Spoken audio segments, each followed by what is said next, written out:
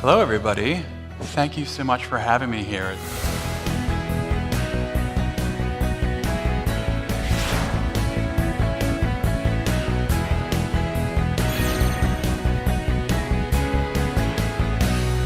I wanted to start with a little bit of a story.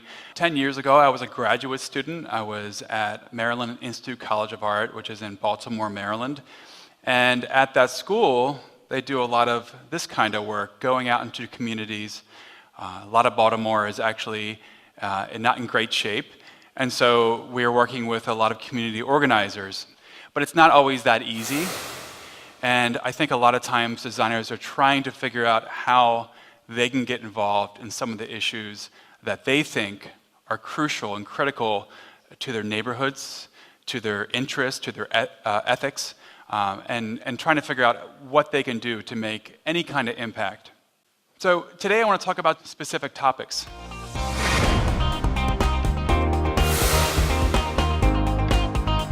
I like this quote from Alan Chashinoff, who's a designer in the United States.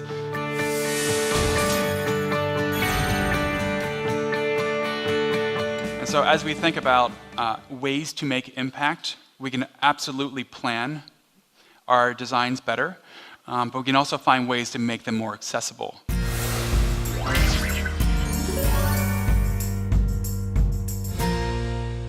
We are designers, we're always coming up with new ways of working. And it's a project with Fresh Kills Park. Fresh Kills Park used to be a landfill. It was the largest landfill in the world. It was a landfill for about 50 years. I like to think about what's happened to this area as two different kinds of design. First, it became a landfill, so this is one kind of design.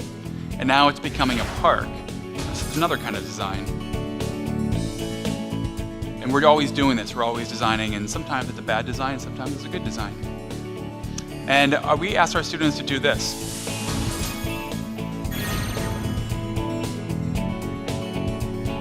And a couple of our students had some really interesting ideas. So one of the groups, they proposed something they call plant-centered design, not human-centered design, but plant-centered design. So all the data that comes from this device gets turned into different musical notes. And as the environment changes, so does the music. And so it constantly streams new kinds of music. And it's playing not to humans, but to people in the park. So it actually, the whole idea is that if you play music to plants, then the plants will grow faster. And so that's what they're hoping for. This is an example of first take students to the park, and then it helps them have an experience that helps them change the way they think about consumption. This one is, the next one about revolving doors is close to my heart. I've been doing work about revolving doors for a while. If you have the option to use revolving doors or swinging doors, you typically go for the swinging door.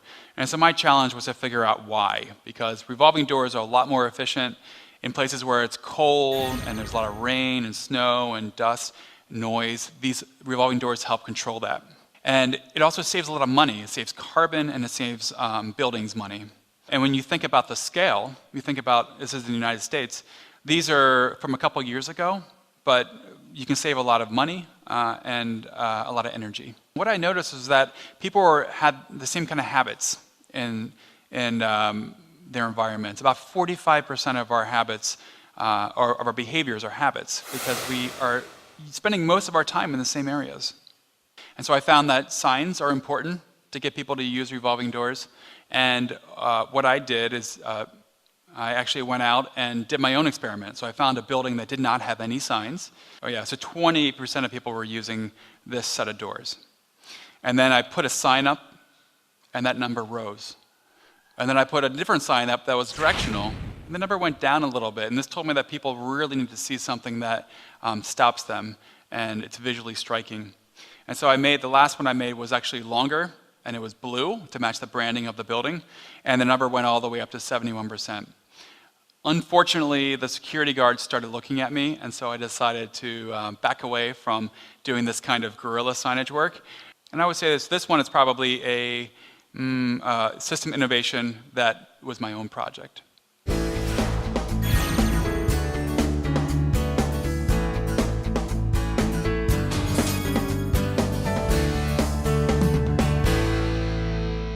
So here's a question. How do you use design to address a topic like childhood obesity? There's a number of ways you can think about doing this. I think if you do a quick brainstorm and come up with some of those ideas, it might take the form of a list like this, right? And some of those are really, seem like things you might be interested in. Maybe they are part of your skill set or your abilities. But I wouldn't know where to get started with this. And so what I'm going to show you, and I'm going to explain to you, is a process that I find to be really useful for understanding how to take your brainstorm and actually how to make sense with it.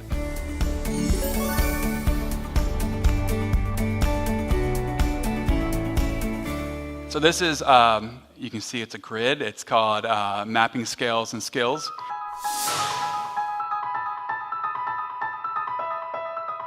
And this has two functions. And I'm going to show you how to use it, and we'll look at some projects and how these can be used. First, there's the idea of scale. So you might have a project, and it might not necessarily need to be a large scale, but if you think about all those standalone projects that you can do, this could happen in your classroom, this could happen in your design studio, but those are worth pursuing. So depending on the project, maybe it's that kind of project. Then you can think about the system, so a little bit larger. And then you can imagine it being a cultural transformation, so even things that could affect the whole city or the town or a community. So that's that scale, like who is being impacted, who's being touched by this project. Let's look at our horizontal scale here. So say you're an individual designer and you actually have no other design friends. This might be something that you work on yourself, so that might be on the bottom left side. And then as you start to have design teams, maybe you would move into the middle space and work in more of an interdisciplinary team. And if you're really working on some complex problems and there's a lot of challenges that you don't have the expertise for, you might collaborate across sectors. So I find this to be really helpful when you start to think about that list of different ideas you had. So if you look at the top, you'll see our questions up there. How can we address childhood obesity, right? It's a really challenging project. So your standalone project that you do as an individual designer might be to redesign a tray. This tray could be used in cafeterias, in schools, and it could actually be helpful for kids making decisions about how much they eat. And then let's move up the scale. The system, let's think about the line that students walk in whenever they enter the cafeteria. Are they seeing candy bars first, or are they seeing fruit and vegetables? So if you redesign the system, you might actually find ways to redistribute some of the ingredients in food. And then the cultural transformation is to try to bring more awareness to this. A TV show, Jamie Oliver's Food Revolution, and that's he had a large platform that he could bring information about how to be healthy. But he was doing that as an individual. Of course, he had a production team around him, but it was kind of his personal vision. And then if we move across, you'll see that there's different kinds of complexity. So first of all, the individual designer, they can handle that tray. But when they get into thinking about a farm-supported community, that requires more people. And they might have similar expertise, but most likely they're parsing out what they're doing. And then the cross-sector group is thinking about vacant lots. So that requires thinking about the policy and the government involved, the land allocation, what it's like to be a farmer. All these things come into play and becomes more challenging. Let's just zoom all the way up to the top right. Implementing an organic food standard. This is something that Whole Foods, the grocery store chain in the United States, does. When you start thinking about the rules and the laws that govern the way we eat, that's one way of really getting a lot of people to change. That's the cultural transformation, but it's also involving a lot of complexity and a lot of specialty.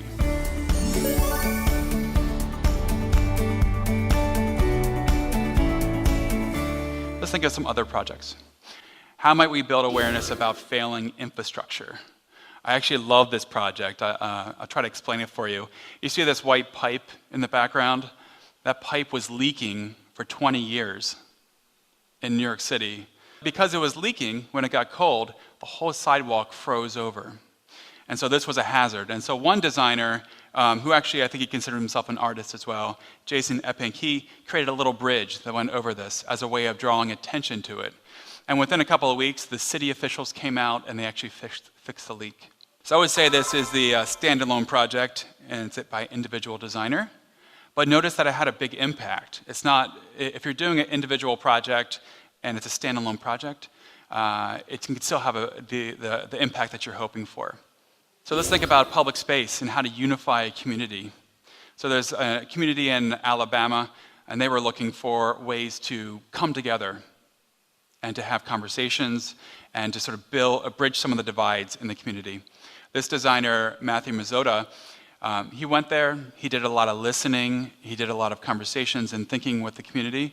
And what I realized is that they could take this site, which was where a dilapidated house is, take the pieces of it that were actually usable and create a new space. So this house is amazing. It actually opens up and people can have meetings there, political debates, film nights, they can have parties. So I would say this is a pretty interesting example of an interdisciplinary team that actually has a cultural transformation. So let's think about pedestrian safety. In this case, one designer thought about people who were getting hit as they were crossing the street. This is in Baltimore. I actually know this. I went to graduate school with this guy.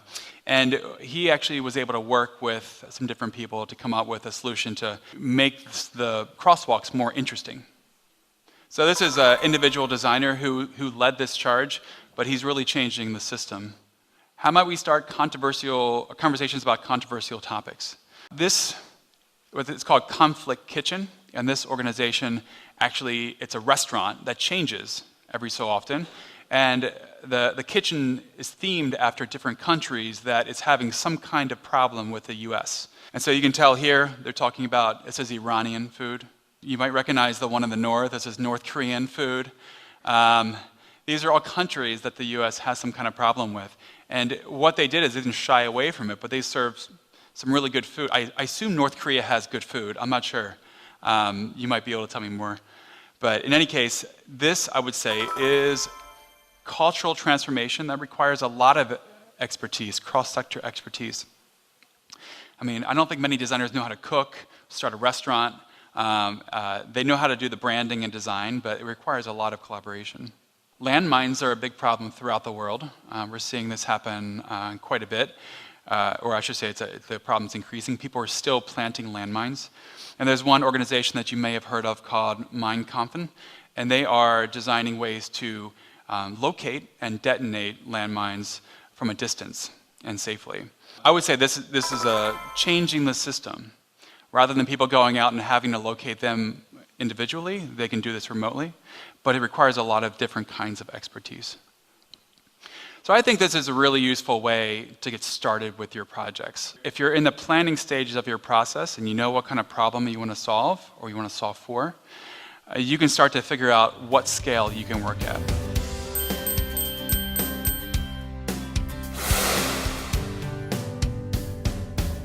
This is a useful framework, I think, for understanding your work, and I just want to leave you with this idea of not just thinking about the impact of your work, but thinking about eradication, which sounds radical, doesn't it? We have so many pressing challenges these days, and if we're not thinking about them beyond just sort of pushing the dial a little bit, if we're not thinking about the solution, then I think we might be missing some opportunities. And so I encourage you to think about the eradication of your projects rather than just making an impact. And I see there's a lot of opportunity to do that here in Korea.